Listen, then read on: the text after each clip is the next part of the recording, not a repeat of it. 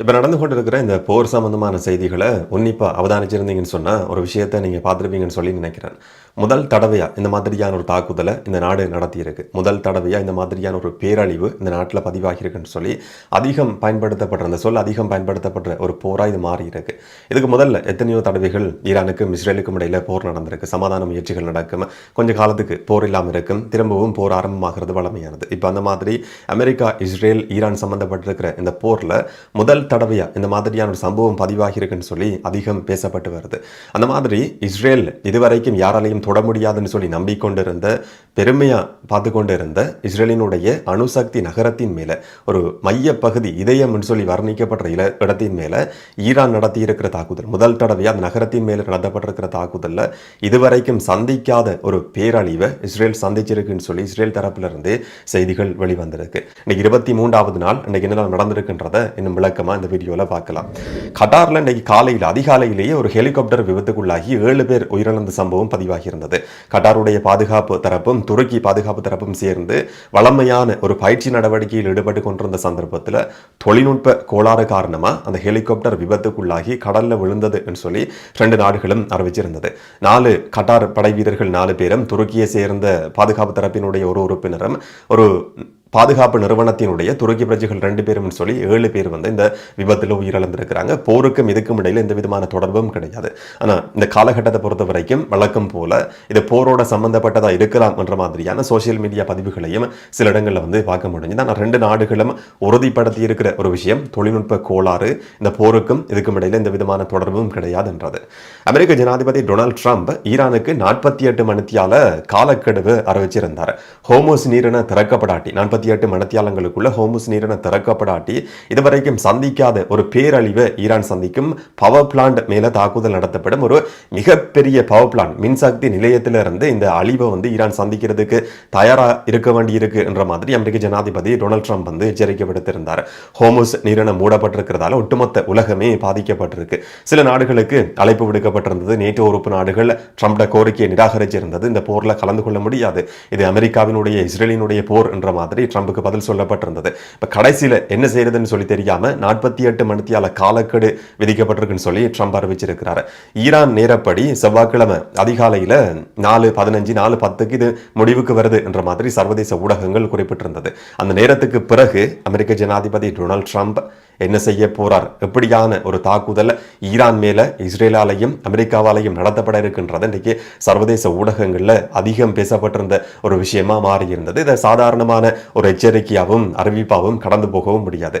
சொன்னா ட்ரம்ப் மொழியிலேயே சொல்றதா இருந்தா அவர் எப்படியான தீர்மானத்தை எந்த நேரத்தில் எடுப்பார் என்றது அவருக்கே தெரியாத ஒரு நிலம் இருக்கிற சந்தர்ப்பத்தில் ஈரான் மேல எச்சரிக்கை விடுக்கப்பட்டிருக்கிற மாதிரி அந்த காலக்கெடு முடிஞ்சதுக்கு பிறகு எப்படியான ஒரு தாக்குதல் நடத்தப்படும், அதுக்கு பதிலடி கொடுக்கிற மாதிரி ஈரான் வளைகுடா நாடுகள்ல, பிராந்திய நாடுகள்ல, மத்திய கிழக்கு நாடுகள்ல எப்படியான ஒரு தாக்குதலை நடத்தும் என்றது மிகப்பெரிய ஒரு பயத்தை தோற்றுவிச்சிருக்கிற காலகட்டமா இது மாறி இருக்கு. இதுக்கு மேல எச்சரிக்கை விடுக்கப்பட்டிருக்கிற மாதிரியான ஒரு தாக்குதல் நடத்தப்படுமா இருந்தா இனி டிஃபென்சிவ் என்ற மோட்ல இருந்து ஒஃபென்சிவ் என்ற நிலைமைக்கு நாங்க போக வேண்டி இருக்கும், தாக்குதல் நடத்த வேண்டிய ஒரு நிலம் உருவாகலாம் என்ற மாதிரி ஈரானுடைய ராணுவம் ஒரு எச்சரிக்கையை விடுத்திருக்கு. அந்த நாட்டினுடைய ஒரு பாராளுமன்ற உறுப்பினர் குறிப்பிட்டிருக்கிறார், இப்பவே ஹோமோஸ் நீரிணையில பயணம் செய்யறதுக்கு ஒரு கப்பலுக்கு $2 மில்லியன் ஈரானால கட்டணம் அறவிடப்படுது சொல்லி அமெரிக்க ஜனாதிபதி டொனால்ட் ட்ரம்ப் எச்சரிக்கை விடுத்திருக்கிற மாதிரி ஈரானுக்குள்ள இருக்கிற மின்சக்தி கட்டமைப்புகள் தாக்கப்படுமா இருந்தா இஸ்ரேலுக்குள்ளேயும் இஸ்ரேலோட அமெரிக்காவோட சம்பந்தப்பட்டிருக்கிற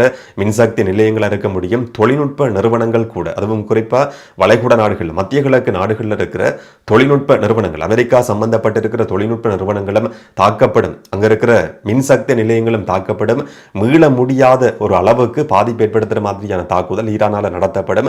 ஹோமோஸ் நீரின இந்த பாதிப்பிலிருந்து ஈரான் மீளும் வரைக்கும் அமெரிக்கா ஈரானுக்குள்ள பவர் பிளான்ட் மேல ஒரு தாக்குதலை நடத்தி அதனால ஏற்பட்டிருக்கிற சேதத்திலிருந்து ஈரான் மீண்டு வரும் வரைக்கும் ஹோமோஸ் நீரின கடைசி வரைக்கும் முற்றுமுழுதா திறக்கப்படாது என்று சொல்லி கடுமையான ஒரு எச்சரிக்கை ஈரான் தரப்புல இருந்து இன்றைக்கு வெளிவந்திருக்கிறத பார்க்க முடியுது.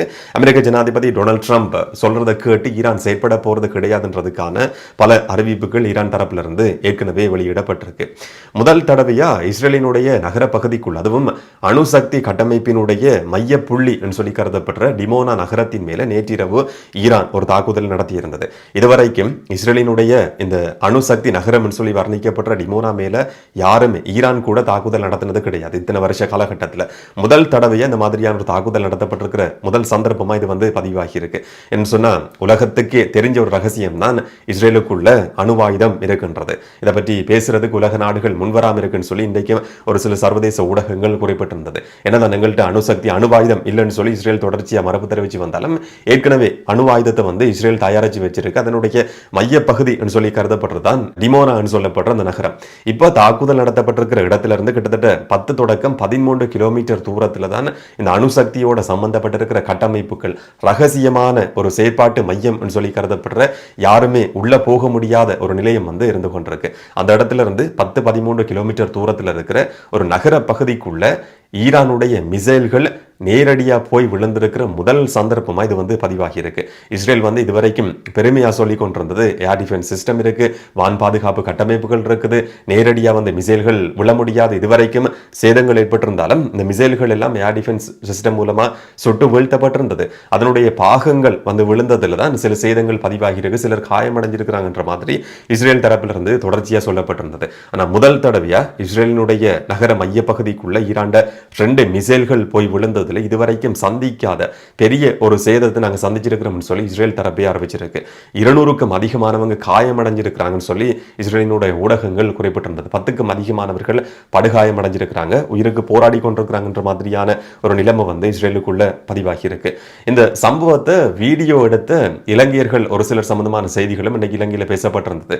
அறிவிப்பையும் மீறி பாதுகாப்பான இடங்கள்ல இருங்கன்னு சொல்லி சொல்லப்பட்டிருந்தாலும் அதையும் மீறி வெளி இடங்கள்ல வந்து நடமாடி இருக்கிறாங்க. இந்த மாதிரியான சில நபர்கள் சம்பந்தமா நடவடிக்கைகள் எடுக்கப்படலாம் என்ற மாதிரி செய்திகள் வெளிவந்திருந்தது.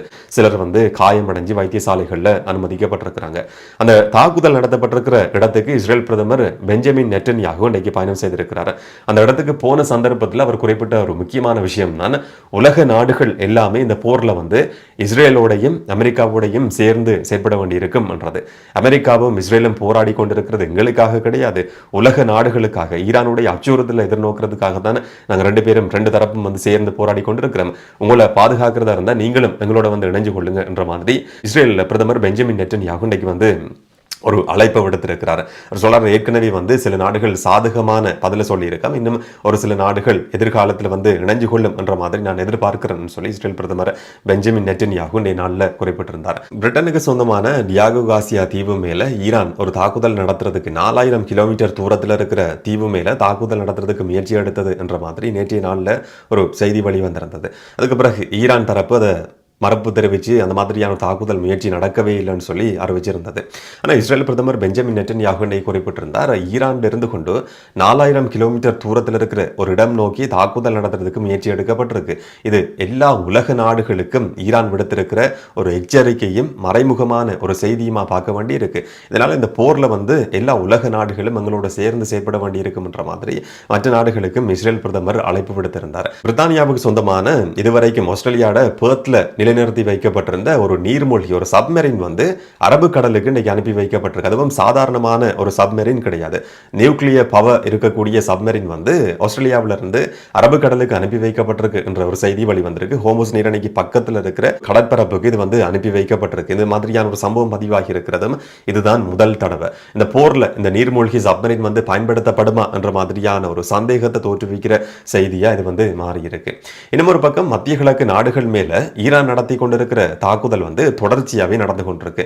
ஐக்கிய அரபு அமீரகமா இருக்கலாம், குவைத், பஹ்ரைன், சவுதி அரேபியா மேல அதிகமான தாக்குதல் சம்பவங்கள் தொடர்ச்சியா பதிவாகி வருது. தொடர் தாக்குதல் நடத்தப்பட்டு வர்ற பின்புலத்துல சவுதி அரேபியா அறிவிச்சிருந்த ஒரு முக்கியமான விஷயம் சொன்னா, ஈரானுடைய தூதரகத்தில், சவுதிக்குள்ள இருக்கிற ஈரான் தூதரகத்தில் வேலை செய்து கொண்டிருக்கிற ஒரு இராணுவ அதிகாரி இருக்கிறார். அவருடைய உதவியாளரும் அவரோட சேர்த்து செயற்பட்டு கொண்டிருக்கிற ஒரு சில அதிகாரிகளையும் உடனடியாக வெளியேற்றதுக்கு நாங்கள் தீர்மானிச்சிருக்கிறோம் சொல்லி சவுதி அரேபியா ஒரு தீர்மானத்துக்கு வந்திருந்தது. எப்படியுமே சவுதிக்கும் ஈரானுக்கும் இடையில ஒரு பெரிய நட்புறவு கிடையாது.